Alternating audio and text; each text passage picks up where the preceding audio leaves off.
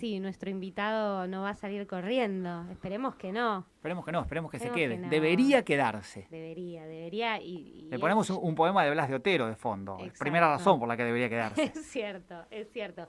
Lo voy a presentar.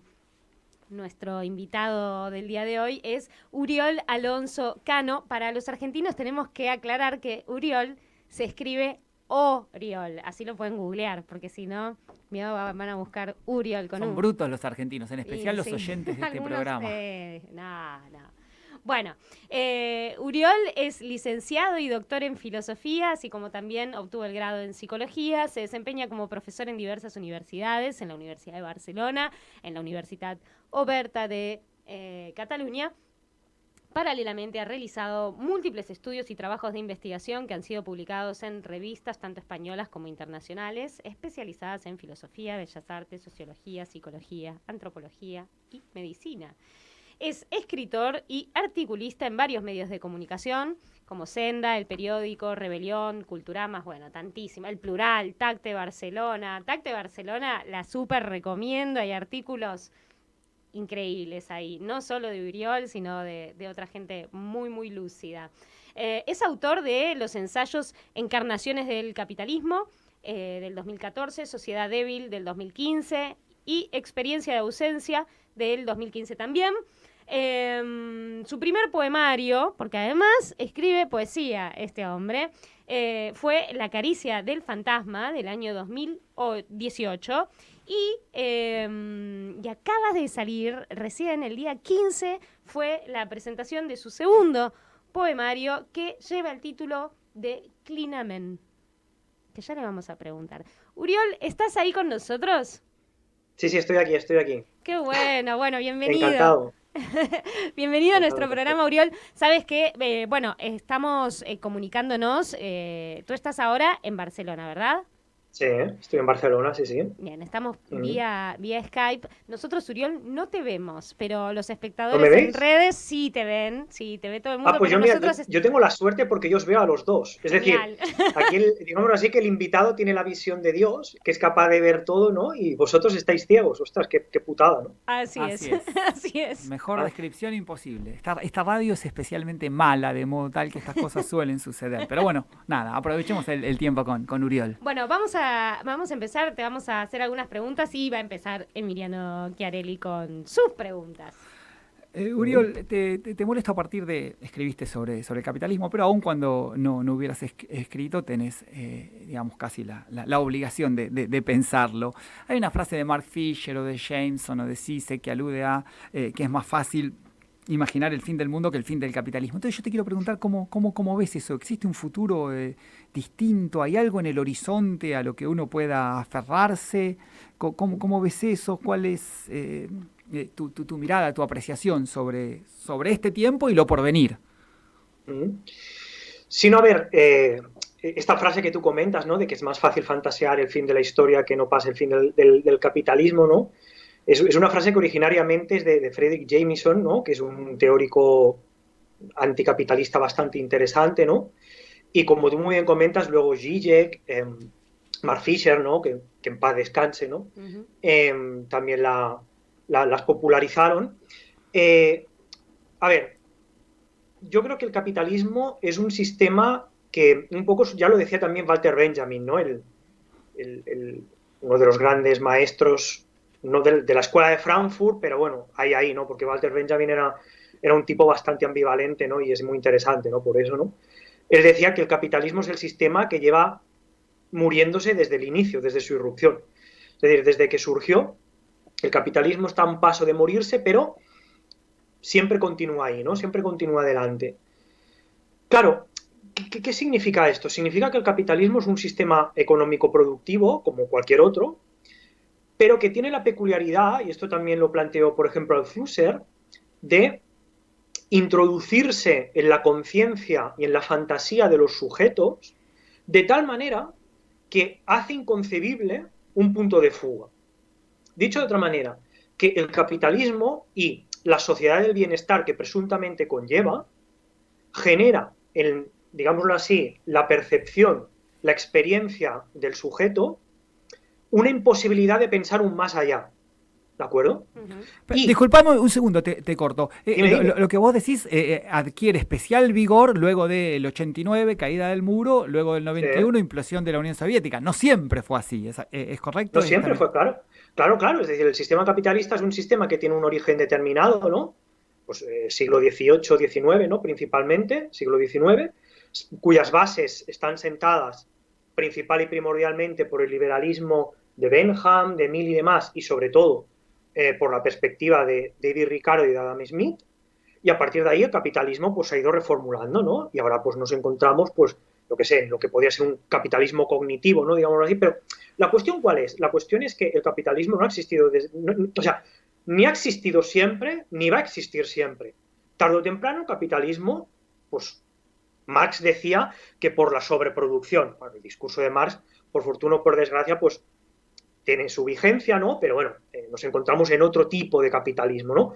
Pero sea por la sobreproducción, sea por una cuestión de ruptura de la esperanza, ¿no? Que yo creo que este es uno de los principales problemas que hay, ¿no? La esperanza, ¿no? Es decir, Marcuse, citando a Walter Benjamin, ¿no? Disculpar, ¿no? Las frases, disculpar todas estas cosas, pues que a mí me vienen, ¿no? Autores, decía que solo de aquellos que no tienen esperanza nos es dada la esperanza. ¿Qué significa esto? Significa que con que tenemos esperanza de querer vivir como nuestros padres o como nuestros X o como nuestros, o sea, como nuestros ídolos, ¿no? Pues lo que hacemos es esperar, ¿no? Nos esperamos, no nos revolucionamos, no hacemos nada. Ya vendrá nuestro momento, ¿no? La esperanza. Cuando en realidad la esperanza mata. Es decir, no haces nada. Y mientras tanto te vas muriendo. Es decir, sea por la ausencia de esperanza, de que hay una generación que haya roto con la esperanza, sea por la sobreproducción, tarde o temprano el capitalismo caerá. Obvio. ¿Que estaremos vivos para verlo? Pues no lo sé. Porque ya te digo, nosotros estamos como tan domesticados por el sistema que cualquier alternativa que nosotros queramos pensar siempre va a estar como contagiada y contaminada por la lógica del capitalismo, ¿no? Y de ahí un poco, no sé, toda la literatura, ¿no? En torno a movimientos como David Harvey, ¿no? Movimientos que intentan una fuera, ¿no? Buscar una fuera del capitalismo, pero que, claro, es difícil, ¿no? Es difícil de fantasear una fuera. Pero caerá, tarde o temprano caerá, como todo en la vida. Es decir, aquí esto tiene su fin. Una pregunta. Otra cosa es que lo veamos. Entiendo la configuración que haces del capitalismo, sos muy claro, pero cabe hablar, me parece, indefectiblemente, de diversas fases del capitalismo. Uno podría jugar con la fase actual, capitalismo tardío, digamos, con Reagan y con Thatcher aparece el desentendimiento total por la distribución de la enorme riqueza que se produce. Pero hubo algo antes, ¿no? Que fueron esos 30 años gloriosos. Entonces, uno encuentra en el sistema capitalista pateando 80 años hacia atrás, momentos de enorme calidad de vida en Occidente, quizá el mejor. Y encuentra también, bueno, lo que uno ve hoy. O sea, en el sistema capitalista también conviven esos fenómenos tan encontrados, podría uno decir. Sí, bueno, calidad de vida para unos, pero desgracia para otros. Es decir, para la pobre persona que se está pudriendo en la calle en los años 30, para la pobre persona que se está pudriendo en la calle de frío o sin comida. Pero jugaba con los años que van del 45 al 75, más menos, que han sido, digamos, notablemente mejores. Y cuando uno los piensa desde esta perspectiva, bueno, aún más, ¿no? Sí. Sí, no, pero bueno, pero hay pobreza. O sea, del 45 al 70 y tantos, la pobreza está ahí.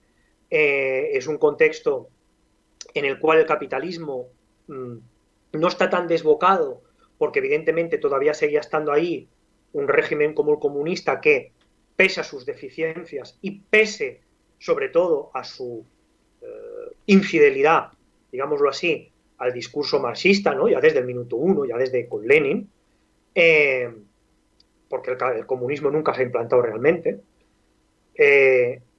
Claro, ¿el tema cuál es? El tema es que el comunismo hacía como una especie de bisagra que impedía que el capitalismo se extendiese en toda su obscenidad.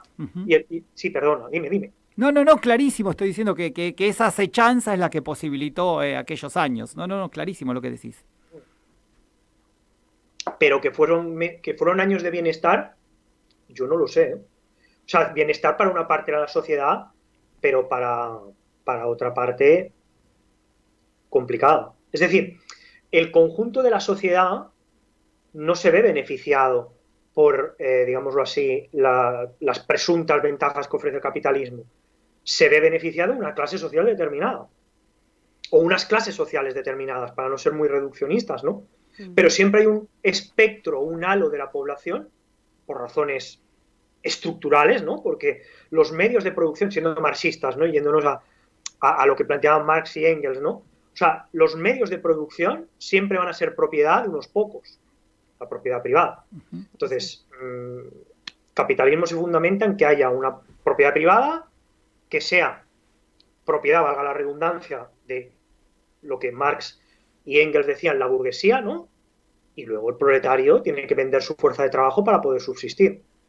Es decir, yo vendo mi cuerpo y vendo mi tiempo para poder subsistir. Sí, ni hablar también O sea, de...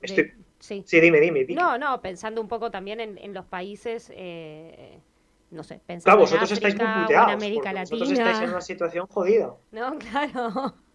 Sí, sí, sí.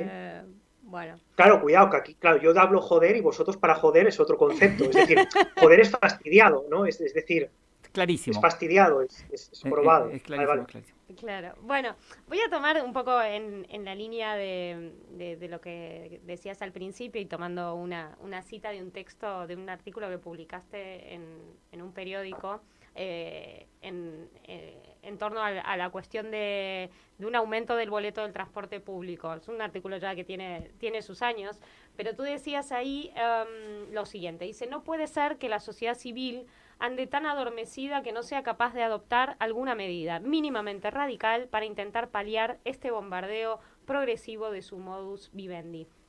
Un poco retomando esto que hablábamos al principio, en relación a si es posible algún punto de fuga, ¿no? O algún punto de despertar en torno a esto. ¿Qué posibilidades existen para darle cauce político a esa insatisfacción que parece mucho más profunda, ¿no? Más allá del descontento puntual de esta medida en este artículo que tú publicabas. Claro, las situaciones económico-políticas de España, Francia, Alemania, con respecto a las de Argentina, Colombia, Ecuador, Bolivia y demás, son absolutamente distintas, ¿de acuerdo? Es decir, asumiendo la divergencia del contexto, ¿no? Porque, por ejemplo, ahí sois más revolucionarios, es decir, ahí os movilizáis. Y eso es importante. De hecho, Colombia, eso es crucial. Chile y Brasil han tenido Sí, fenómenos poderosísimos en términos de rebelión popular justamente a partir del aumento del transporte público. Creo que tu artículo es del 2013 y esto pasó entre el 2018 y este año. Sí. Es que ahí os movilizáis por cosas que son lógicas. Es decir, porque aquí desde Europa se mira muchas veces con mucha altivez, ¿no? Con mucha estupidez al mismo tiempo, ¿no? De que, bueno, es que nosotros aquí somos aquí nació la Ilustración, la luz de la razón, y esto es maravilloso. Aquí nace la Ilustración y el romanticismo, es decir, todo es maravilloso. Y en otros continentes la cosa funciona como funciona, ¿no? Y funcionan mejor, muchas veces mejor que en Europa en muchísimos aspectos, y uno de ellos es la capacidad de movilización que tiene la ciudadanía, ¿no? Es decir, aquí en Europa, y por ejemplo en concreto en España, porque por ejemplo en Francia sí que se movilizan un poquito más, pero tampoco no mucho, pero aquí en España, por ejemplo, las movilizaciones es que brillan por su ausencia, y brillan por su ausencia en situaciones que son verdaderamente importantes, porque no ya en la cuestión, por ejemplo, del crecimiento o del incremento del precio del transporte público, ¿no? Que sucedió en 2012, 2013, ¿no? O que ha ido sucediendo progresivamente, ¿no? Por ejemplo, aquí ahora nos encontramos en una situación en que, por ejemplo, la luz está subiendo una barbaridad. Y, digámoslo así, que productos más o menos básicos empiezan a subir poquito de precio, pero empiezan a subir. Es decir, se está produciendo como una especie de situación, ¿no? Un poco de lo que se comentaba, ¿no? De la estanflación, ¿no? Del punto de que cada vez hay una situación más de paro, es decir, de no trabajo, o de trabajo poco regulado, digámoslo así, claro. y los productos y elementos básicos vitales están subiendo de precio. Y aquí no pasa nada. No pasa nada. Es decir, hay la perspectiva de que, bueno, ya se bajará, o ya, bueno, ya irrumpirá alguna, no sé, ya habrá alguna ayuda que en cierta manera pare esta situación, ¿no? Es decir, Pero Uriol, vos tenemos decís, una... no pasa, no pasa nada, vos decís no pasa nada. Y yo me permito decir, sí pasa. Aparece Vox, el Partido Popular se acerca a Vox. O sea, hay un montón de fenómenos políticos. No quiero hacer una lectura, digamos, berreta, dirían los argentinos, pero parece que hay un cauce político de esa insatisfacción que vos describís. O sea, pasan cosas horribles, pero pasan. Es un cauce muy oscuro, ¿no? Sí. A ver, obviamente o sea, ¿cómo decírtelo? Cuando tú no te quieres revelar por miedo, por pereza, por tal y tal, ¿no? Siempre, digámoslo así, te amparas en la autoridad de alguien, ¿no? Es decir, yo me amparo en la autoridad de papá Estado para que papá Estado me satisfaga todo aquello que yo no tengo, ¿no? Cuanto más autoritario sea el Estado, más protegido yo me voy a sentir. Es decir, el asunto está en que, obviamente, es un problema de la incapacidad que tiene la ciudadanía para poder ir en contra de determinadas situaciones que, repito, son estructurales, porque no son una cosa únicamente de España. El surgimiento del movimiento de derechas o de ultraderechas, o llamémosle como queramos llamar, ¿no? El surgimiento de este tipo de movimientos cercanos al fascismo, pues es algo general. No, está Trump, Pero el problema Bolsonaro, está, Salvini, en pero todos el problema lados. es, Pero claro, pero yo ahora pensando, el problema está en que las líneas son muy difusas, porque cuando aquí en España hubo todo el problema catalán, por ejemplo, el discurso del PSOE era un discurso absolutamente no cercano, sino completamente afín al de Vox. Entonces, cuidado que esto es serio. Es decir, el tema está en que no hay un cauce político real porque la ciudadanía se encuentra muy desafectada por lo que es el movimiento de izquierda. O sea, la izquierda europea es una izquierda que está absolutamente muerta y sobre todo el golpe de gracia vino pues con Syriza cuando llega al poder en Grecia, aquí con Podemos y todas las movidas que han tenido, que son movimientos que simple y llanamente han conseguido, sí, leyes, pues bueno, pues, más o menos superestructurales, ¿no? Digámoslo así, ¿no? Pero que realmente no han tocado nada de la estructura, no han tocado nada del fondo de la cuestión, que es de qué manera se distribuye la riqueza en un país determinado. Entonces, el problema es ese. El problema es, la ciudadanía ve que la situación se va al carajo. Yo, políticamente, no puedo ampararme con los movimientos que presuntamente han defendido mis intereses de una manera mucho más equitativa. Pues me voy al opuesto a ver si estos hacen algo. Yo te escucho a vos, Uriol, y veo una descripción cuya característica principal es la lógica. Digo, desde el punto de vista lógico, está bien que suceda eso, es absolutamente esperable. Entonces no sé por qué a veces se utiliza la palabra sorpresa, cuidado, ¿no? yo soy anarquista, ¿eh? O sea, yo soy bastante apolítico en estas cuestiones. O sea, yo me dedico, o sea, yo no voto. La única vez que voté fue para el tema catalán y voté la CUP, es decir, voté a los independentistas. ¿Por qué? Los independentistas más radicales. ¿Por qué? Porque para mí el surgimiento de un Estado como el de Cataluña podría significar un punto diferente. Es decir, yo no soy nacionalista catalán ni de coña, o sea, ni en broma. Pero el hecho de que hubiese este movimiento significaba una potencial grieta a lo que es este armazón sistemático que en cierta manera se encuentra presente en Europa, ¿no? Entonces, quiero decirte que yo o sea, no estoy defendiendo ni mucho menos ningún régimen ni de coña, ¿eh? Es decir, yo lo que digo es que ves, ¿cómo decírtelo? Ves que la ciudadanía se encuentra absolutamente desorientada y al mismo tiempo necesita una autoridad cada vez más autoritaria porque no quiere asumir su responsabilidad. El ciudadano no asume su responsabilidad. Es decir, la responsabilidad no es votar cada 4 años. La responsabilidad es que constantemente se someta a un plebiscito o una crítica constante a los diferentes partidos políticos que configuran el Parlamento y que si esos partidos, por las razones que sean, no cumplen con las expectativas, el ciudadano es responsable de votar a otros partidos que se encuentren fuera del Parlamento, PC, por ejemplo, Partido Comunista, quien sea, da igual, etc., etc., que como mínimo intenten introducir algo distinto, algo diferente.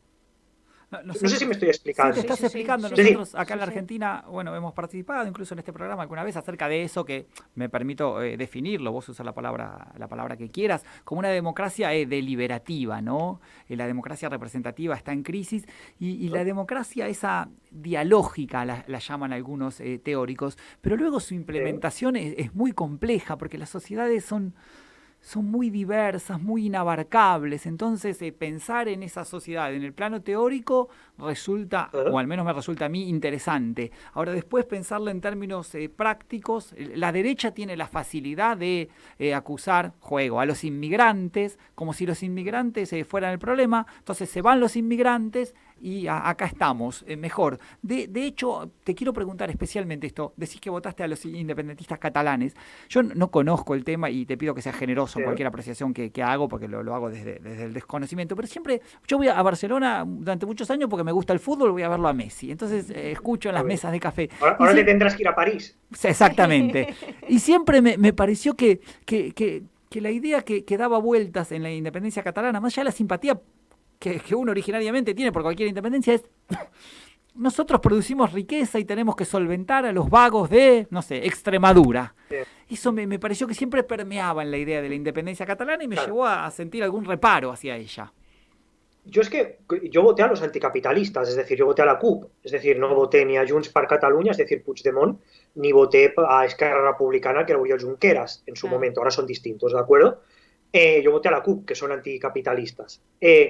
Sí, obviamente, es decir, el discurso catalanista, ¿no? Y sobre todo el discurso independentista, por eso digo que yo no soy nacionalista, es un discurso que se ampara, más allá de por cuestiones históricas, sobre todo se ampara a día de hoy por cuestiones económicas, ¿no? Es decir, nosotros producimos mucha riqueza, con que el Estado español está distribuido de una manera poco equitativa, ¿no? Pues nosotros tenemos que pagar muchos más impuestos que, por ejemplo, paga Andalucía, porque nosotros producimos mucho más que produce Andalucía, y en consecuencia, pues bueno, hay que mantener, ¿no? ciertas comunidades autónomas, ¿no? Este es el cuento, ¿no? El cuento un poco que se explica, ¿no? Pero eso, digamos así, que es un poco la justificación para convencer a la burguesía, ¿no? Para convencer a la gente del círculo ecuestre, del círculo económico, ¿no? Es decir, digamos así, el intento de que la burguesía catalana, ¿no? La Caixa y toda esta gente, ¿no? Pues un poco simpatice, ¿no? En el fondo, yo ya te digo, a mí lo que me resultaba interesante del movimiento es que podía representar una ruptura. Eso quería preguntarte, ¿ruptura de qué y cómo? O sea, ¿qué es? Con el sistema. Sí. Totalmente, es decir, es empezar desde cero. A ver, también te diré que una independencia, o sea, a ver, hay que ser muy ingenuos, pensar una independencia sin sangre. Es decir, vamos a ser serios. O sea, no conozco ningún país, o sea, a ver, ahora mismo la geografía no la tengo muy fresca, ¿no? Pero no conozco ningún país que se haya independizado sin sangre. Bueno, corramos un tupido velo a esto, ¿vale? Pero dejando de lado un poco la cuestión más ingenua, ¿no?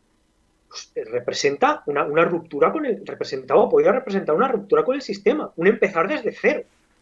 Un empezar desde cero, aquí es otra visión romántica, ¿no? Pero como mínimo, situarte en otro plano del discurso, en otra situación. Es decir, algo diferente, algo distinto, que a lo mejor luego hubiese sido lo mismo. A partir de ahí, pues si hubiese sido lo mismo, Claro. ahí es donde está la crítica de nuevo, ¿no? Pero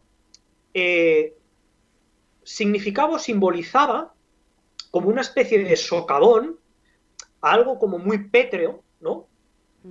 Y en realidad, pues el problema que hay es que cualquier estado, cualquier país, cualquier comunidad, cualquier familia, cualquier sujeto está configurado por diferentes identidades, ¿no? Y el problema es cuando tú necesitas constantemente sacar a la luz la cuestión de la identidad, es porque tienes un problema con tu identidad, ¿no? Entonces España constantemente, o el Estado español, abusaba de esta cuestión, ¿no? De la identidad española, bla, bla, bla, y lo mismo también pasaba con la cuestión catalana, ¿no? Para mí lo interesante es que podría significar algo diferencia, una diferencia, un punto de quiebra con una dinámica preestablecida. Y yo por eso simpaticé, pero no simpaticé porque yo aquí me ponga a cantar al Virurai y me ponga a cantar aquí, yo parli molt català, yo soy castellano parlante. Claro. Bueno, uno podría pensar, ¿no?, que las resistencias que hubo a eso quizás soporten o apoyen esta posición que tú tienes respecto del tema, ¿no? La seriedad con la que se tomó la necesidad de apagar ese movimiento. Claro, pero es que incluso de la propia gente, es decir, la gente fue a la cárcel, tal y tal, sí, lo que tú quieras, pero bueno, luego ha vuelto y aquí no pasa, o sea, que aquí no pasa nada, que quiero decir, que ellos mismos, o sea, ellos mismos no han pasado nada, es decir, coño, sí que ha pasado, engañasteis a la ciudadanía. Hostia, es algo fuerte. O sea, ya no hablo de cuestiones de destierro y demás, ¿no? De Puigdemont, Ana Gabriel. Sería meternos en un berenjenal, ¿eh? Porque esto es un berenjenal, ¿no? Y a lo mejor ahí en Argentina, bueno, nosotros no, aquí tenemos otros berenjenales, sí. Claro, esto está lleno de berenjenal. Y eso es lo interesante. Es decir, claro, lo interesante es que las cosas laten, ¿de acuerdo? Hay vida, late, hay movimiento. Lo que pasa es que el status quo y el sistema y la estructura lo que constantemente genera es como este punto de barrera o de capa para impedir escuchar el latido, ¿no? Pero obviamente pasan cosas, ¿no? Pero lo que quiero decir aquí ningún político ha asumido la responsabilidad de nada. Lo mismo que con el coronavirus. Aquí en España ni Cristo ha asumido ninguna responsabilidad, ni medios de comunicación. Es decir, vosotros sois aquí medio de comunicación argentino, la RZ, maravilloso, ¿no? Y en expansión. Pero, por ejemplo, aquí, en España, hubo periodistas que en el inicio del coronavirus decían, esto no es nada, això no es res. Yo esto lo he escuchado, con mis orejas, o sea, con mi oído, interno, externo, y me escucha activa. Això no es res, es decir, esto no es nada. Gente líder de opinión, o sea, gente que tiene programas más escuchados en X comunidad autónoma, en X país y demás. Y nadie ha asumido la responsabilidad. O sea, si yo, que soy un líder de opinión, yo no soy nadie, pero si yo soy un líder de opinión, digo algo y es algo que es absolutamente demencial, hostia, yo como mínimo a mí se me caería la cara de vergüenza. Pero es que y yo como veo mínimo, que no sucede así, Uriol. Yo creo que mirar el mundo en los últimos tiempos nos cuenta que justamente no. Digo, ¿qué podemos decir de líderes como Bolsonaro que han llegado al poder a través de los votos? O Trump. O sea, son personas que dicen cosas que, bueno, a uno realmente, exacto, lo conmocionan, sí, ¿no? Y sin embargo son votados por eso, no a pesar de eso. Cuando uno mira la cantidad de personas no vacunadas en Estados Unidos, no puede decir que no saben. Han optado han decidido que la ciencia es un fenómeno esotérico. Esa es la dificultad, ¿no? Porque esos hombres con peso en el aparato comunicacional español le hablan a un público inmenso que está gustoso de escucharlos. No es que se va a indignar porque luego descubre la mentira. Hay un público, no es una torpeza, es un acto deliberado y me animo a decir inteligente, más allá de abyecto.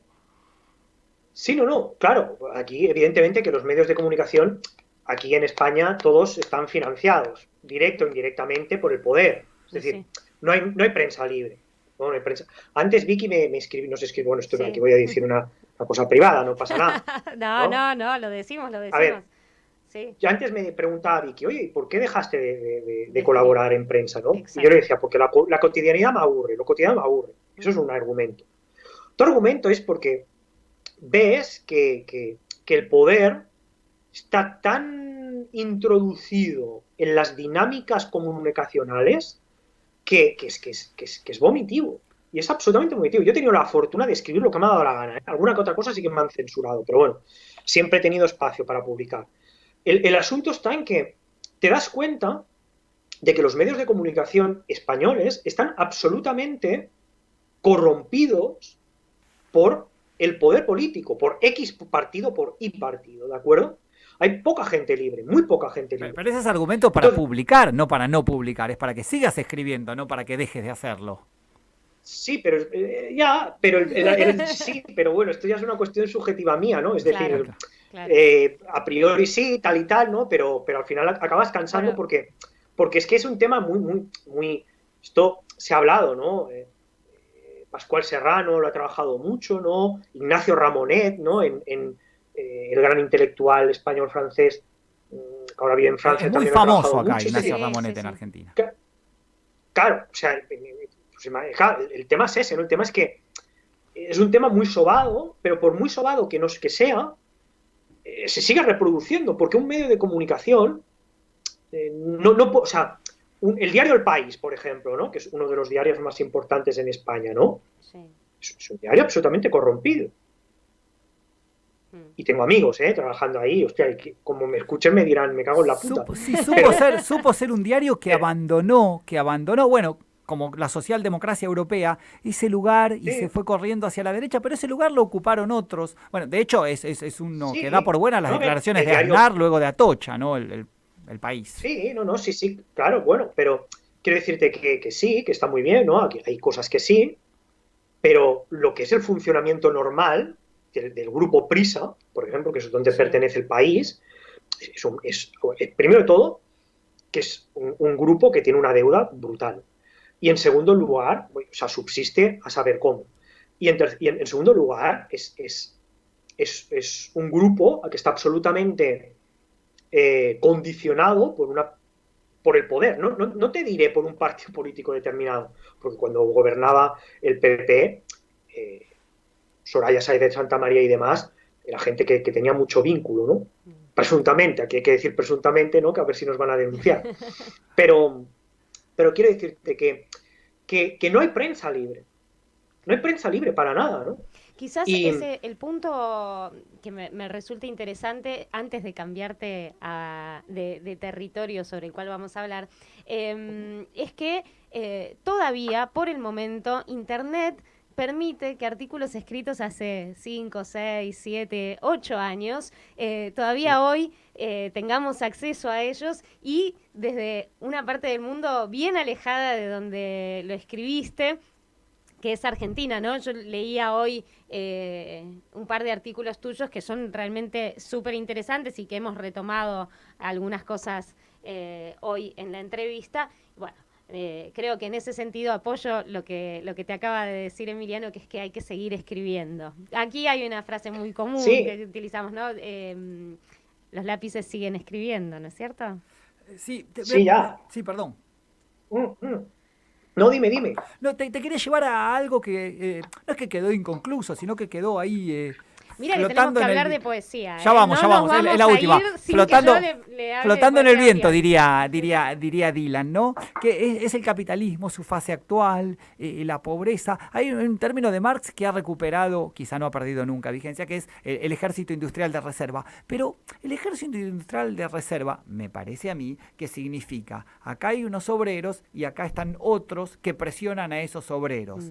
Ahora, eso no es lo que sucede en el mundo. Hay un gran teórico argentino, se llama José Nun, muerto hace poquito, que él hablaba de la masa marginal. Es decir, hay unos obreros que reemplazan a otros obreros. La masa marginal significa otra cosa, también en ese recorrido marxista. Personas que no sirven para nada, que no hay nada que ofrecerles a ellos. Y el mundo se ha poblado de esa masa marginal. O sea, el capitalismo Sí. ha tenido esa deriva, no sé, trágica. ¿Cómo lo ves vos? Sí, Uriol. claro, no, es que la masa marginal está tanto por un lado como por el otro, ¿no? Es decir, que yo creo que son los dos extremos, ¿no? Es decir, porque, por ejemplo, los grandes brokers de Wall Street, ¿cuál es la habilidad que tienen? O sea, simple y llanamente mover capital, punto final, es decir, que circule un número, ¿no? Son improductivos realmente, o sea, no son productivos en sentido marxista, ¿no? O sea, No, en el hacen que el sentido capital circule. financiarizado del capitalismo lo son, Claro. claro, Ya, ya. si el Claro, claro. trabajo... El tema está en que, y yo vuelvo a recuperar lo que os comentaba de Walter Benjamin, ¿no? Es decir, únicamente de los marginados y de aquellos marginados que realmente no tengan ningún tipo de esperanza, realmente viene dada la esperanza para la gente que quiere un cambio. Es decir, la gente que es clase media, media alta, medio baja o baja, es gente que mira o que funciona por expectativas, ¿no? Yo voy a la universidad porque así me formo, porque así puedo ser alguien, o yo tengo esto, porque si tengo esto, pues podré hacer esto otro. Es decir, hay la expectativa, ¿no? La gente que ya no tiene expectativas es la gente peligrosa. Y es la gente que el sistema, esto tal vez sea muy Foucaultiano, ¿no? Y mira que yo no soy muy Foucaultiano, ¿no? Pero la gente que no tiene expectativas y que realmente, digámoslo así, es gente marginal en el sentido real, es la gente que realmente constituye un peligro para el sistema y es la gente que, bueno, que es más peligrosa para el sistema, porque no tiene nada que perder, ni nada que defender. Para mí es serio. Claro que lo es. Entonces, ahí es donde está la historia. El tema está en que hay todo un gran espectro de la población, que estamos aquí metidos, yo creo que un poco la mayoría, ¿no? De que, bueno, seguimos con nuestras deliradas, ¿no? De que, bueno, yo hago esto, porque haciendo esto, pues podrá aquí lo otro, y porque no sé qué, no sé cuánto, ¿no? Y en fin, vamos tirando, ¿no? Y, claro, pasa lo que pasa luego, que hay determinadas cosas y aquí no hacemos nada. Nosotros citamos a Gabriel Celaya que dice la poesía es un arma cargada de futuro, así salimos de este lugar y nos vamos a alguno quizá más lindo. A ver, Vicky, ¿qué nos va a contar? ¿Qué quieres saber de la poesía? Es verdad, bueno, es que justamente quería un poco balancear este diálogo bueno, que es denso y que además, bueno, a uno le gusta tener esperanzas, pero ¿qué tipo de esperanzas? ¿Qué tipos de expectativas? ¿No? Bueno, a ver si acaso la poesía viene como... Pero tú eres psicoanalista y en el psicoanálisis la esperanza es algo como un poco complicado, ¿no? Exacto, pero bueno, estamos en un programa radial y uno dice, bueno... Sí, no, espera, alegría. Suspendemos claro lo que sí. somos por un rato. Alegría, acá. esperanza. Lo ponemos en Elpis era una diosa suspenso, fantástica no. y maravillosa. No, pero me refiero más bien a, bueno, justamente hacer un esfuerzo de poesía para poder subsistir frente a este panorama tan negro, ¿no? Y tú, Uriol, tienes 2 poemarios ya en tu haber, uno que acaba de salir ahora hace muy poquito, el 15 de noviembre, ¿puede ser? Sí, salió el lunes.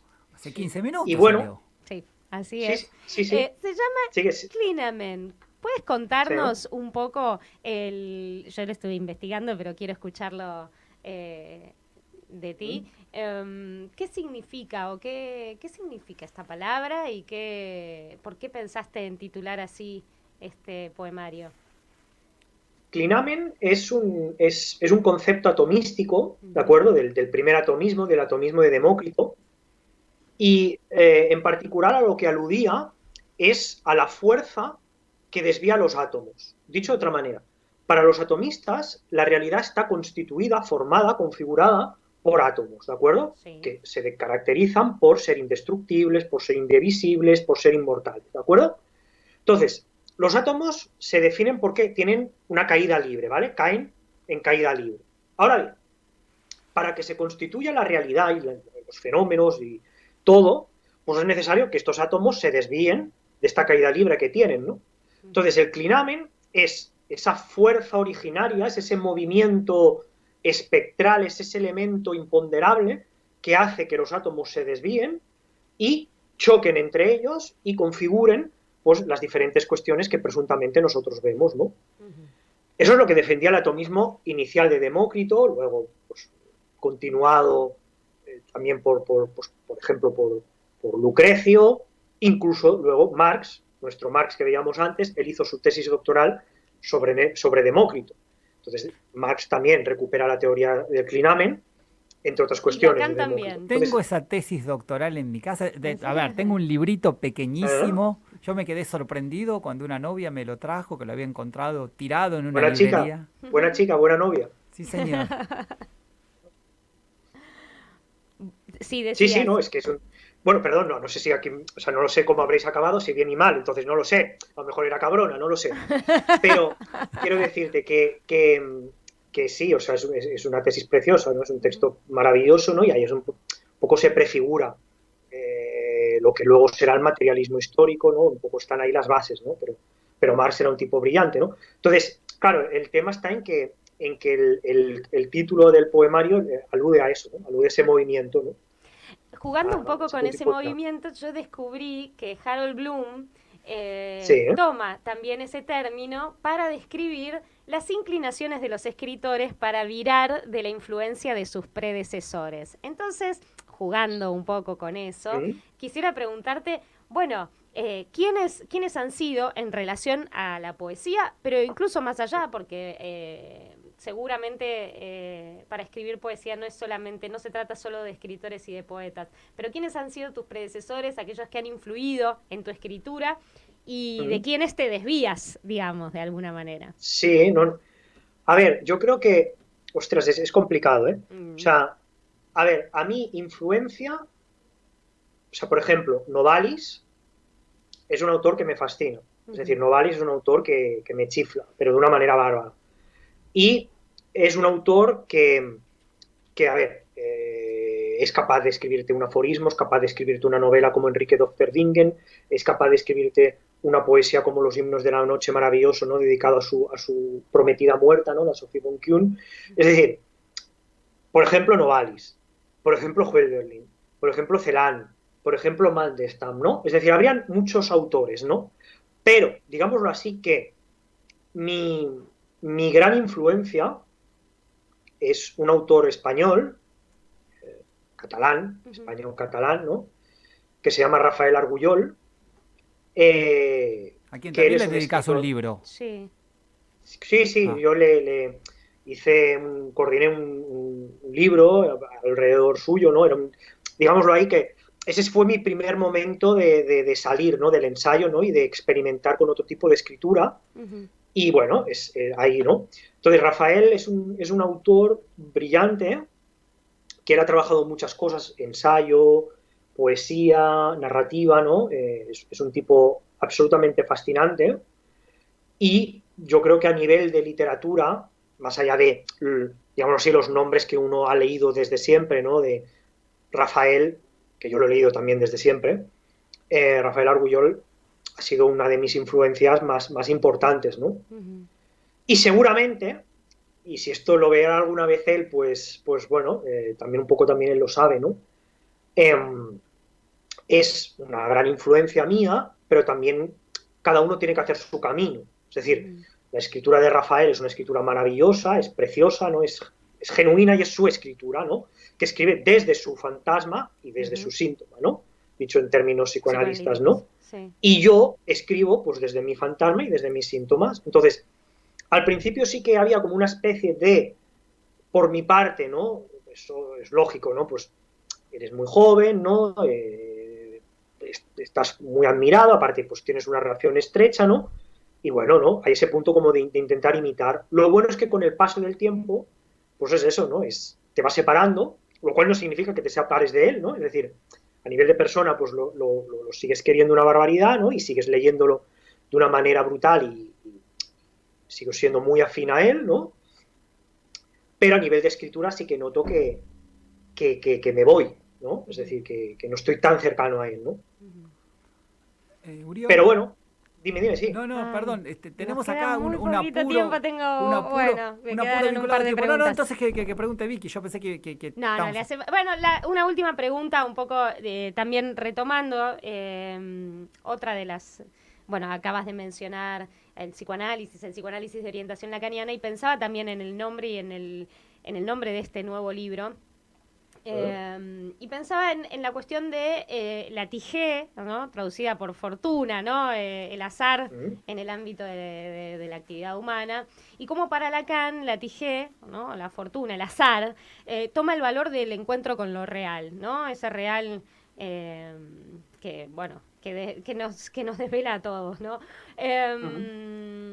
Y pensaba que, bueno, Lacan toma esta misma noción de Klinamen en tanto inclinación o desviación que sorprende, ¿no? En un momento y en un lugar determinado en que se produce ese encuentro con lo real. Tu poesía, yo te estuve leyendo tú, tengo como el privilegio de haberlo leído en la distancia, siendo que ha salido en España y que, bueno, ahora te vamos a preguntar si llega a la Argentina.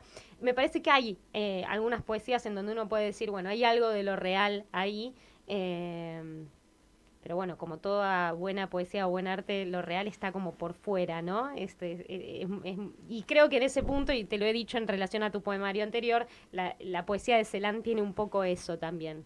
No sé qué opinas sobre esto. Totalmente. Es decir, primero de todo, gracias por tus comentarios, Vicky, hombre. Eh, Luego, sí, es decir, el objetivo es un poco eso, ¿no? El punto de intentar tocar lo real. O sea, dicho de otra manera, tocar lo real. Es que lo real te toque. Es decir, yo cuando escribo, es que no tengo, o sea, escribo desde mi fantasma para el fantasma del otro, ¿no?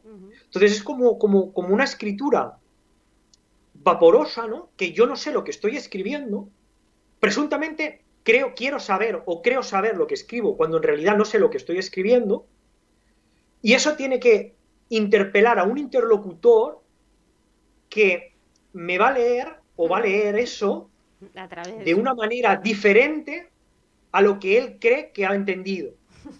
Es decir, hay algo completamente perdido del poema, que eso es lo que me fascina. Y ahí puede ser algo de lo real. Es decir, algo siempre perdido y siempre va a estar perdido. Porque yo no sé lo que realmente he escrito, creo saber lo que he escrito, y el lector cree entender lo que entiende, cuando en realidad siempre es otra cosa, ¿no? Entonces, es algo que se pierde en el éter, ¿no? Es algo que se pierde, ¿no? Que se desvía, ¿no? Pues hay clinamen, ¿no? Desviación que obviamente toca algo de lo real, ¿no? Entonces, sí. Bueno. A ver, esto no sé si... No sé, esto es, más o menos se me ha entendido, ¿no? Lo que quería claro decir, que sí, claro que sí. Sí. Bueno, ya está, nos quedamos sin cerramos programa, con Así que vamos preguntas a hacerle... un tanto frívolas. Es un modo de decir, yo en realidad las considero centrales. Es fundamental esta ¿Cómo pregunta. A ver, rápida. No será lo que... A ver, perdón, Emiliano, no será lo que yo te dije ayer, Vicky. No será, porque entonces os tenéis que mojar vosotros dos primero. No. Le comenté a Emiliano y vale. tenemos tiempo, si no lo habríamos hecho también. Pregunta rápida. ¿Cómo puede ser, explícame esto como catalán, que el Barça haya dejado ir a Messi? Pregunta 1. Y la pregunta 2, paseaste por diversos autores, casi todos hombres. Entonces yo te pregunto, jugando, pero no es porque tengamos ningún ánimo heterosexual, ¿con qué mujer de la historia, pensadora o una modelo, con quién fuera, con quién te querés ir a cenar? Tenés una cena para gastar. ¿Y con quién te vas a cenar? Preferimos que sea mujer, pero si no puede ser cualquier personaje, o de quién te hubiera gustado ser amigo, eso queremos saber. Habrían dos mujeres que me encantaría llevar a cenar.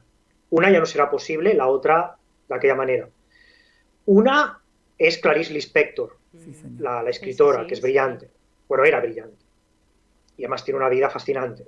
Y además era una seductora nata. Y era maravillosa. Y escribe como nadie. Es decir, tiene una escritura como seguramente nadie. Es decir, una escritura donde el sinsentido está ahí constantemente presente, ¿no? Muy cercano también a Blanchot, ¿no? A Maurice Blanchot. Pero bueno, ella tiene otro perfil, ¿no? La que me regaló la tesis de Marx me la leía, para que veas que era buena novia. Muy bien. ¿Y con qué otra? ¿Y la dejó ir? ¿La dejaste ir? Esto se fue. Esto se dejó. Esto es otra cosa, ¿no? Bueno. Vale, buena chica. Y luego la otra es una artista francesa que se llama Orlan. Sí. Es una artista francesa que está muy ida de la olla, pero que me encantaría. Entonces, el Barça ha dejado escapar a Messi porque el Barça está en quiebra. Punto número 1. Y punto número 2, que para mí yo creo que es la verdadera razón, creo que el Barça quiere construir ya desde hace tiempo un equipo en el cual Messi pues ya no juega un papel fundamental. Es decir, Messi gobernaba demasiado el vestuario del Barça y querían desprenderse, ¿no?, de ese no de liderazgo, sino de esa influencia tan enorme que tenía Messi, y entonces han aprovechado la tesitura de que, bueno, ¿no?, que si no hay dinero, que si el fair play financiero, que si no sé qué, no sé cuánto, para quitárselo de encima. Aprovecho que parecés saber más de lo que yo Quedan suponía. 2 minutos, Vos sos filósofo, sos psicólogo, sos poeta. Sí. Gustes o no, sos un intelectual. ¿Cómo te acercás al fenómeno del fútbol? Pero la pregunta es concreta. ¿Cuánto te afectó? Porque tu vida, vos tenés, no sé, 35 años. O sea, tu vida es con Messi en Barcelona. No sabés cómo es Barcelona sin Messi. ¿Cuánto te afectó en lo personal que Messi se haya ido? No me afectó nada. Es que no me afectó nada, ¿por qué? Porque yo de pequeño trabajé en el mundo del fútbol. Y perdí el aura lo perdí rápido. O sea, lo perdí muy rápido. ¿Es bueno eso? Y con Vicky reivindicábamos recién la ingenuidad, el candor. A la gente lo perdí muy rápido, ¿eh? Entonces, ¿qué quiero decirte con eso? Que yo a Messi, que se ha ido del Barça, pues buen viaje. Es decir, Messi es un jugadorazo y Messi será, seguramente, bueno, ahí en Argentina tenéis que en paz descanse, ¿no? Con el Pelusa, ¿no? Pero bueno, el gran debate de quién es mejor, ¿no? Si Messi o Maradona, ¿no? El mejor jugador de la historia, el mejor jugador argentino. Fijaos, ahí en Argentina sois tan cabroncetes que el año en que joder, el tenista, ¿cómo se llama? El tenista, Vilas. No. El que ganó el US Open en el 2009. Del Potro. Del Potro, Guillermo del Potro. Que el año que Del Potro gana el US Open, le dais el premio al mejor deportista argentino a Del Potro, que no a Messi, que había ganado la Champions y no sé qué más, ¿no? Es decir, tenéis esa relación de amor-odio con Messi que es comprensible, ¿eh? Porque, bueno, Messi se ha criado aquí o no, bla, bla, bla. Bueno, eso es otro debate. Pero, más allá de eso, yo creo que aquí en Barcelona sí que hubo como una especie de duelo cuando se fue Messi, incluso hubo pintadas y demás, ¿no? Pero yo creo que eso relativamente se ha ido superando, y yo creo que ahora con la llegada de Xavi, yo creo que está bastante cicatrizado. Bueno, veremos. No podemos robarte un segundo más, no porque seamos buenos o generosos con vos, sino porque la radio no nos lo permite. Te agradecemos tantísimo, fue un gusto, bueno, y volveremos. Gracias, volveremos pronto a charlar de todos estos temas, que quedaron miles, como observás.